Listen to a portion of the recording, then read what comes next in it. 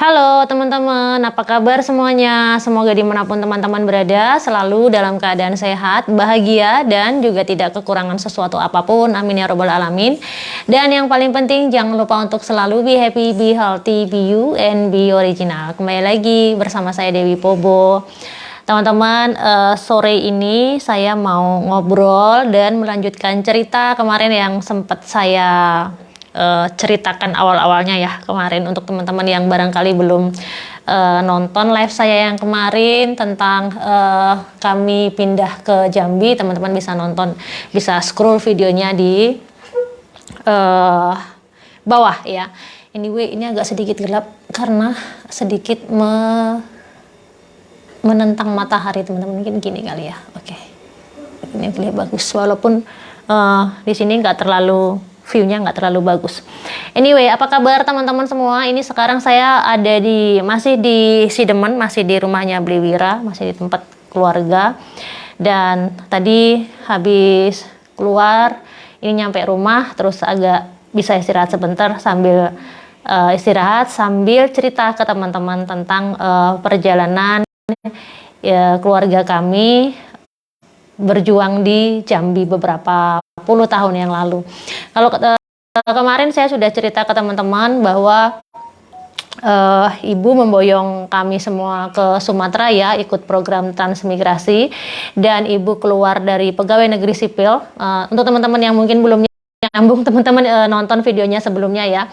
Jadi singkat ceritanya, ibu saya pegawai negeri di Jogja dan akhirnya memutuskan untuk keluar dari pegawai negeri dan ikut program pemerintah transmigrasi ke Sumatera, tepatnya di Provinsi Jambi di Kabupaten Bungo, di pedalaman ya, pedalaman sekali pada saat itu. Sekarang juga masih pedalaman, cuman agak mungkin aksesnya agak sedikit lebih mudah dibanding puluhan tahun yang lalu.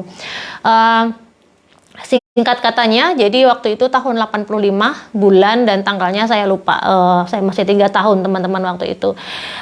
Kami diboyong semuanya bertiga, Mbak, Mas, dan adik diboyong ke Sumatera sama bapak sama ibu naik pesawat TNI waktu itu, dibawa ke Jambi.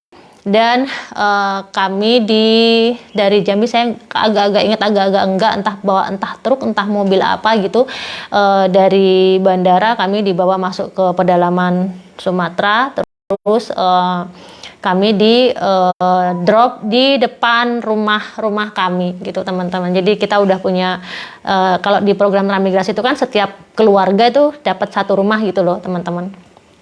Dan karena saya masih 3 tahun, saya cuman agak inget-inget sedikit, tapi nanti kalau kita ketemu lagi sama ibu, nanti biar ibu yang cerita ya teman-teman.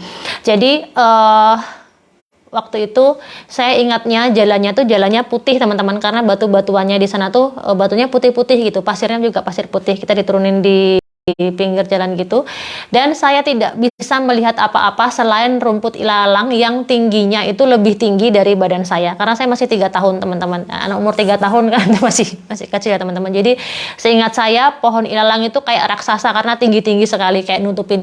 Saya nggak bisa lihat rumah, nggak bisa lihat apa-apa, cuman kayak diturunin di tengah, kayak ada jalan putih panjang dan kanan kiri itu semuanya adalah ilalang yang tinggi banget menurut saya waktu itu.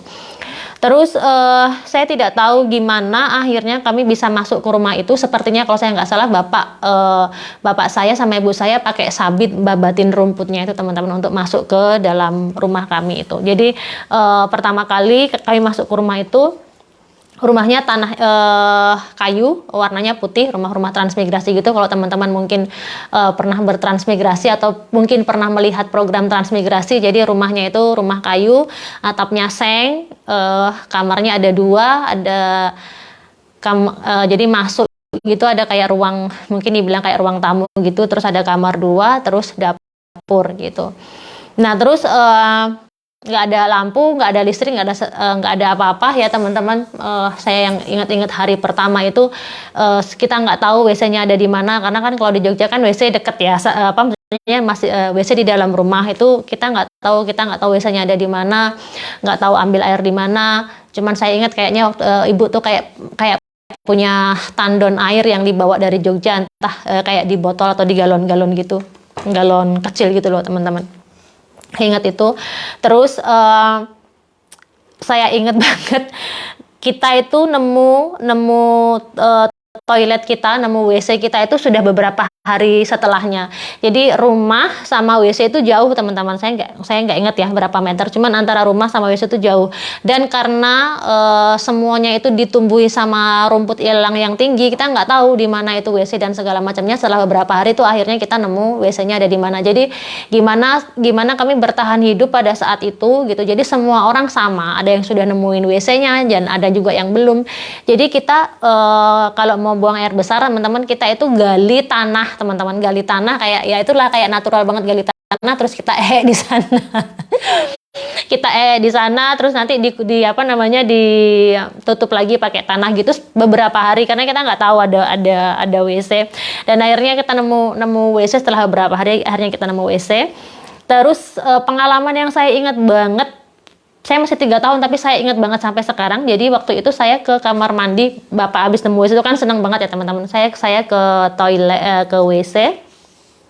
Terus saya pup teman-teman ya, anak kecil ya pup biasa gitu. Terus apa namanya saya bilang sama Bapak waktu itu pakai bahasa Jawa, Pak meriki gitu, ada apa gitu, ini ada hewan besar sekali, saya bilang tapi pakai bahasa Jawa, ada hewan besar sekali.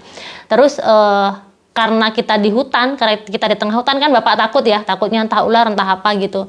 Dan ternyata waktu Bapak datang ke WC itu, Bapak ngelihat, itulah kali pertama kayaknya saya sampai sekarang saya masih ingat, kali pertama dalam hidup saya lihat tonggeng. Tonggeng itu kayak apa sih teman-teman? Bahasa Indonesia ketonggeng itu apa ya?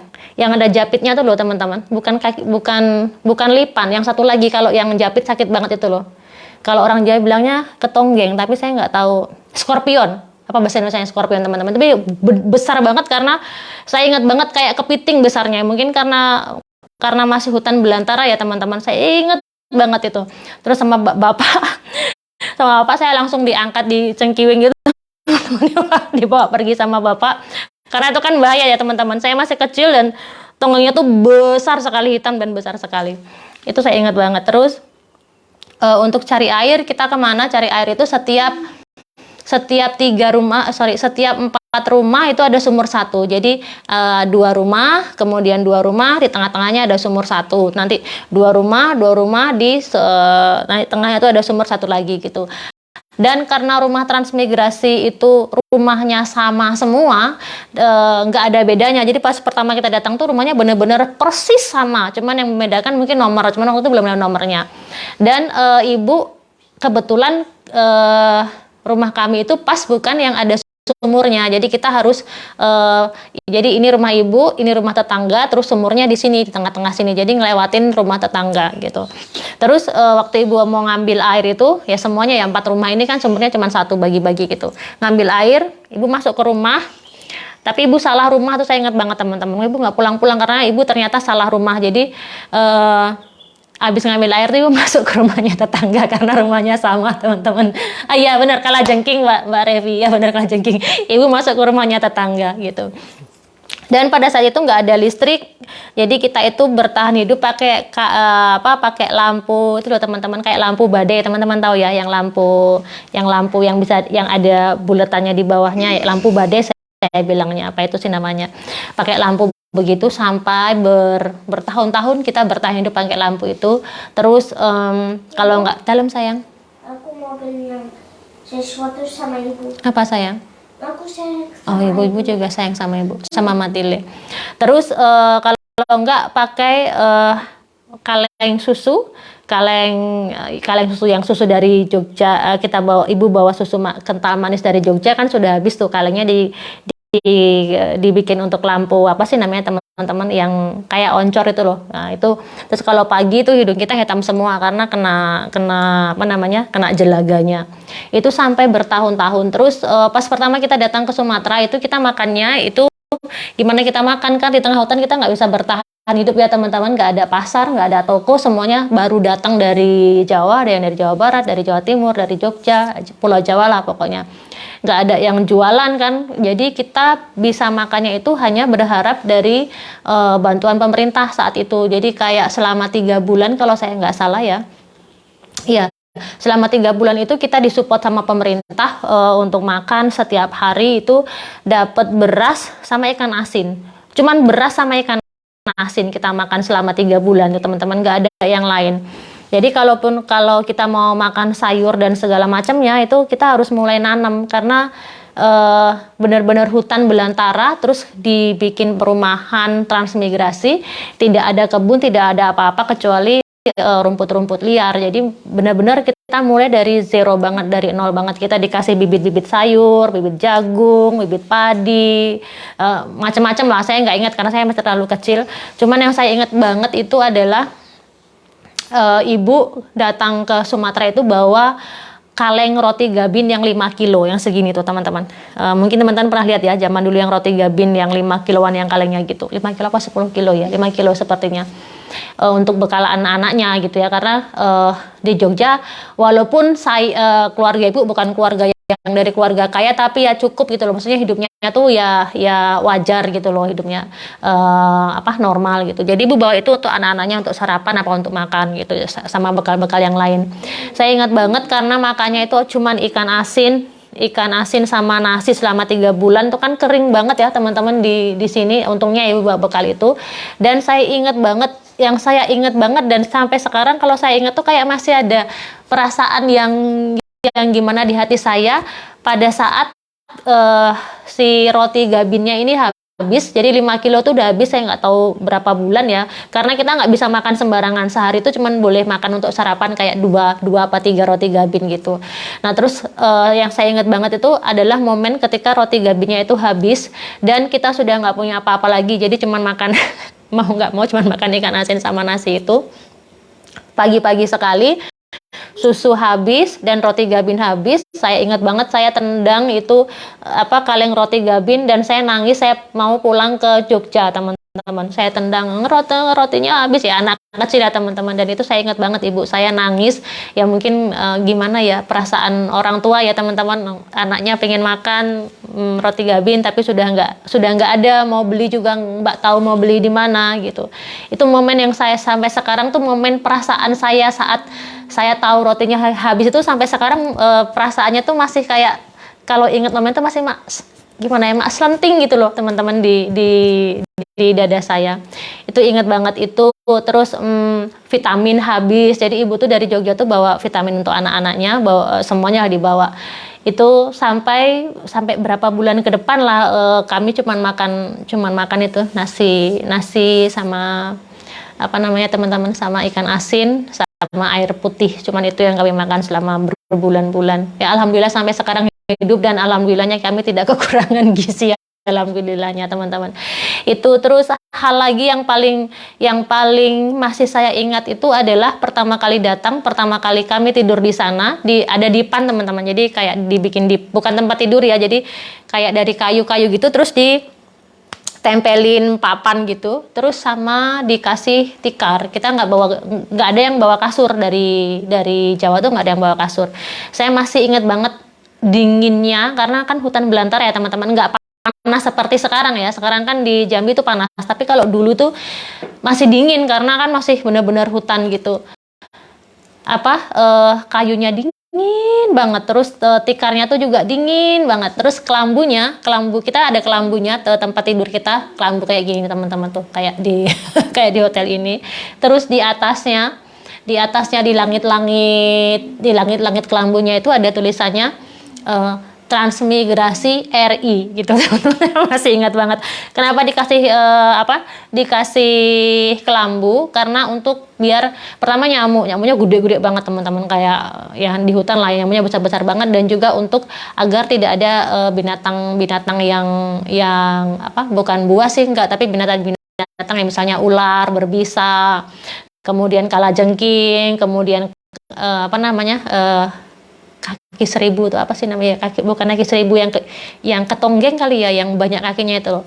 Ya hewan-hewan yang hutan yang bisa masuk ke dalam rumah lah teman-teman, dikasih kelambu itu kelambu itu sampai saya masih dipakai ibu sampai saya SMP sepertinya. Kelambu itu masih dipakai ibu, jadi lumayan cukup lama kelambunya dipakai. Nah, berbulan-bulan itu gimana kita bertahan hidup? Ya kita tidak bisa ngapa-ngapain kecuali memang kita hanya berharap dari bantuan pemerintah karena tidak ada transportasi kemana-mana. Bapak dan ibu pada zaman itu juga buta, nggak tahu arah juga ya, nggak ada transportasi.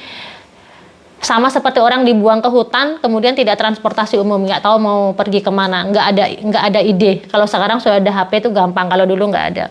Gitu. Jadi itu awal pertama, bulan-bulan pertama kami bertahan di sana dan sudah mulai kita saling kenal sama tetangga-tetangga karena kebetulan tetangga-tetangga ibu itu adalah tetangga-tetangga dari Jogja juga kebetulan. Cuman memang dari ada yang dari kabupaten yang berbeda, ada yang dari kabupaten yang sama tapi beda kecamatan gitu. Itu kita sudah mulai akrab. Jadi kayak yang makan nggak makan yang penting kumpul gitulah di daerah itu. Karena kita nggak bisa ngapa-ngapain lagi selain cuman makan dan nunggu bantuan dari pemerintah gitu. Terus long story short, kita dikasih alat-alat pertanian sama pemerintah, dikasih bibit-bibit, palawija dan segala macamnya. Dan disitulah kita kami mulai bercocok tanam, teman-teman nanam kacang tanah, nanam jagung, nanam kedelai, tanam padi. Dan pada saat itu padi yang ditanam bukan cuma padi sawah teman-teman, jadi padi ladang di tanah yang tidak berair gitu. Semua kita tanam, kita coba tanam kedelai. Kemudian kalau semangka, cabai itu sudah agak-agak kesini, tapi kalau di zaman-zaman dulu tuh ya sayur mayur, bayam segala macamnya bukan untuk dijual tapi agar bisa bertahan hidup selama di Jambi gitu. Sebelum nanti next story nanti mulai adanya perkebunan kelapa sawit dan lain sebagainya. Tapi di awal-awal itu memang berat sekali. Sebelum kelapa sawit nanti next cerita nanti ada program pemerintah dikasih sapi dan lain sebagainya gitu. Terus kegiatannya ibu selama 3 bulan itu kayaknya ibu pada saat itu mulai membangun jaringan teman-teman karena mungkin saya bisa bilang ibu saya itu pintar teman-teman, pintar dan berpendidikan ibu saya untuk ukuran orang pada saat itu ya gitu. Ibu saya mulai membangun networking gitu di sana di desa. Saya masih kecil, ya itu karena saya pindah ke sana 3 tahun ya. Cuman menurut cerita sih begitu ibu mulai membangun networking di sana itu setiap desa itu ada petugas yang namanya juper kita bilangnya, kayak juru penerangan gitu. Terus saya lupa namanya, pokoknya ada tiga orang yang berpengaruh. Jadi 3 orang ini memang ditugaskan pemerintah untuk ngawasin orang-orang transmigrasi ini, dan ibu itu mulai bikin networking sama ketiga orang ini. Jupen, juru penerangan, terus yang 2 lagi saya lupa. 4. Ada jupennya 2 kalau saya nggak salah, terus 1 lagi apa, terus 1 lagi itu namanya KUPT, Kepala Unit Penerangan Transmigrasi kalau saya nggak salah. Lupa saya namanya teman-teman. Pokoknya ibu tuh punya networking lah, membangun networking bareng 4 orang penting di setiap unit di setiap desa gitu. Nah nanti perkembangannya gimana akhirnya nanti tak ceritain di next episode ya, biar teman-teman nggak bosan dengan ceritanya. Jadi awalnya gitu, jadi pindah ke sana itu kami tidak bisa ngapa-ngapain, sekolah juga belum ya teman-teman. 3 bulan pertama itu kami belum sekolah karena yaitu kita cuman baru mulai adjust hidup di sana dengan bantuan pemerintah, dan setiap hari kami cuman makan itu bantuannya itu cuman ikan asin dan beras. Itu selama 3 bulan kami makan itu. Alhamdulillahnya kami tidak busung lapar, tidak kekurangan gizi, alhamdulillahnya teman-teman gitu. Oke, mungkin sampai di sini dulu ya. Nanti kita lanjut lagi chapter selanjutnya. Jadi pas nyampe di sana 3 bulan pertama itu memang kami tidak ngapa-ngapain. Kami cuman gini sama pemerintah kalau nggak dikasih makan mungkin kami tidak akan selamat juga karena nggak tahu juga bagaimana mau survive di sana gitu. Jadi harus pinter-pinter memanajemen agar berasnya tidak habis sebelum waktunya dapat jatah lagi. Apakah berasnya enak? Seingat saya itu adalah beras yang paling tidak enak, nasi yang paling tidak enak selama hidup saya. Baunya pengu teman-teman, kayak kayak beras yang sudah disimpan di dalam gudang bertahun-tahun. Jadi baunya tuh orang Jawa bilangnya pengu, kayak bau nggak enak baunya. Terus kerasnya luar biasa. nasinya itu nggak enak, nggak pulen ya. Memang nggak ada pilihan teman-teman ya. Bulog kita bilangnya, beras bulog kalau nggak salah. Jadi baunya tuh udah penguknya luar biasa. Terus sayang juga nggak tahu kualitas ikan asinnya seperti apa. Pokoknya yang penting asal lambung nggak kosong, itu aja selama 3 bulan. Gitu teman-teman, untuk teman-teman yang penasaran cerita kami pindah di Jambi di awal-awal dulu seperti itu. Mas, saya sama mbak saya, adik saya belum lahir karena kalau adik saya lahirnya di Jambi. Kalau kami bertiga itu lahirnya semuanya di Jogja. Gitu teman-teman, nanti tak lanjutkan lagi ke next chapternya kalau teman-teman masih penasaran gimana akhirnya ibu bisa survive di sana, dan sampai sekarang ibu belum mau kembali lagi ke Jogja walaupun sudah pensiun. Ibu saya sekarang pegawai negeri lagi, dan tak ceritain gimana ceritanya kenapa ibu akhirnya bisa menjadi pegawai negeri lagi di Sumatera setelah keluar dari pegawai negeri pada saat di Jogja. Gitu. Sekarang saya mau baca komen teman-teman. Mbak Umi, iya betul Mbak, lampu Ubli, iya benar lampu. Begitu sampai kami itu punya listrik itu belum lama, di tempat ibu tuh ada listrik belum lama teman-teman. Dulu semuanya pakai lampu teplo itu, dan ada beberapa orang, salah satunya ibu ya di desa itu, ibu yang punya mesin, teman-teman tahu genset ya, kayak generator kecil gitu untuk menerangin area tempat kita gitu. Jadi nanti kalau misalnya ada yang mau rumahnya terang, itu per bulannya misalnya bayar ke ibu berapa, nanti dikasih aliran listrik gitu. Nanti next time saya ceritain, termasuk TV juga, TV di desa itu TV ya mungkin bisa dibilang satu-satunya TV sebelum akhirnya ada 2 kalau saya nggak salah. Dulu yang pertama tuh kayaknya ibu dulu yang punya TV. Jadi kalau malam Sabtu, malam Minggu, terutama malam Minggu itu di rumah tuh udah kayak bioskop. Dari TV-nya kecil, TV 17 in seberapa sih teman-teman, kecil gitu. Terus cuman pakai aki untuk tenaga listriknya. Yang nonton banyak banget dari dalam rumah sampai ke halaman di luar. Terus karena itu pakai aki, itu nanti ada, kalau akinya penuh ada simbol lampu hijau di TV-nya. TV-nya hitam putih, bukan TV berwarna. Terus nanti kalau kita lagi nonton film, lagi asik seru-serunya gitu sama tetangga semua, terus tiba-tiba lampu hijaunya berubah jadi merah tuh, semuanya bilang, oh itu artinya baterai akinya sudah mau habis dan mereka tidak bisa nonton TV lagi sampai nanti akinya dicas lagi ke kota, yang jarak ke kota itu sekitar 3 jam dari tempat ibu. Gitu teman-teman. Anyway, itulah sedikit cerita. Nanti tak lanjutin lagi. Saya mau tunjukin ke teman-teman view saya. Tuh seperti ini viewnya. Ini di depan kamar kami. Tuh seperti itu. Dan ini saya juga sekalian nostalgia juga teman-teman. Di depan ini saya tidur pakai kelambu juga. Cuman ini bedanya kelambunya bukan kelambu transmigrasi lagi. Nggak tahu kelambu transmigrasinya ditaruh di mana sama ibu, mungkin sudah sudah lama, mungkin sudah bedel, sudah rusak, nggak tahu. Oke teman-teman, mungkin gitu dulu ya cerita hari ini. Kalau teman-teman masih tertarik bagaimana akhirnya perjalanan kami selama di Jambi sampai dengan sekarang, nanti saya bikin chapter yang lain lagi. Saya tak bermesra-mesra dengan Matilde. Itu Matilde di sana. Matilde mau bilang halo sama teman-teman nggak sayangku? Oke. Ya.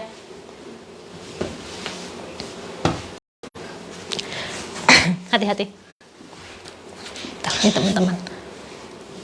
Mau bilang apa Matilde ke teman-teman? Halo teman-teman, apa kabar? Coba cerita dulu Matilde hari ini ngapain sama teman-teman? Sama ibu sama papa. Coba cerita dulu. Rafting. Rafting. Hari ini Matilde rafting sama ibu sama papa, ya kan? Ya. Having fun ya Matilde. Dan sekarang hujan di luar teman-teman.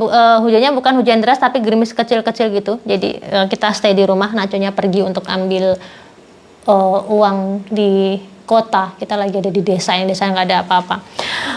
Dalam sayangku. I wanted to tell you something. Apa nak? Have we ever come?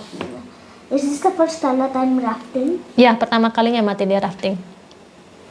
Oke teman-teman, mungkin sekian dulu ya cerita hari ini. Nanti kita lanjutkan lagi. Selamat masak untuk buka puasa. Di sini masih jam 4:30. Saya kayaknya nanti buka di luar sepertinya, belum tahu. Jangan lupa sholat kata Matilde. So terima kasih. Nanti kita bertemu lagi di cerita-cerita selanjutnya teman-teman. Matur nuwun dan assalamualaikum. Bye. Bye sayangku. Bye teman-teman. Assalamualaikum. Bye.